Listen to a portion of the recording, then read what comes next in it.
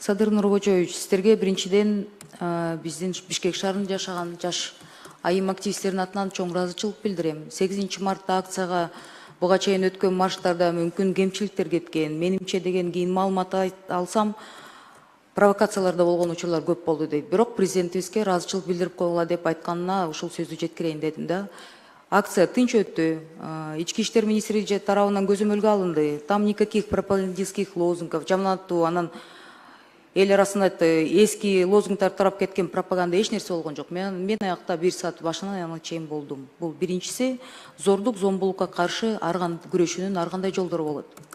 Илимий конференция өткөрсөк болот. Анан деген ушул жаш кыздар чогулуп, ошол жактан ой пикирлерин билдиргенге биз каршы болбош керекпиз. Мен ойлойм, жалпы элибиздин башын бириктириш керекпиз деген. Эч кандай бир акцияга, митингтерге биз бийлик каршы эмеспиз. Баягы митингтерди өткөргөнгө, площадка, анан соттордун, прокурорлордун алдына өткөргөнгө деп эле тыюу салынып атпайбы? А Горький парки именно ошо митингтер, акциялар өтчү жер. Ал жерде мэрияга билдирүү берип коюп эле өткөрө берсеңер боло берет. Анын бийликтен уруксат сураштын кереги жок. Мына ушуну жалпы элибиз да түшүнүп коюш керек да. А то жана МПОчулар айтып эле мына митингке тыюу салып салды, антименти жок, тыюу салган жерибиз жок.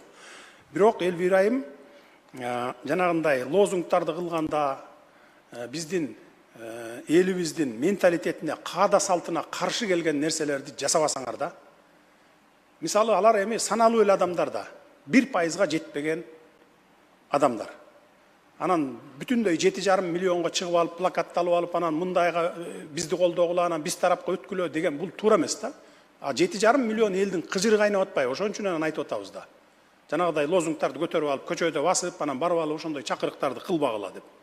Эгер биздин элибиздин көпчүлүгү төө анын Кудай ары кылсын, көпчүлүгү эгер ошондой болсо, анда унчукпайт элек анда. А биз аны наоборот тескерисинче тыйышыбыз керек. Биздин ал каада салтыбызга туура келбейт да булчу.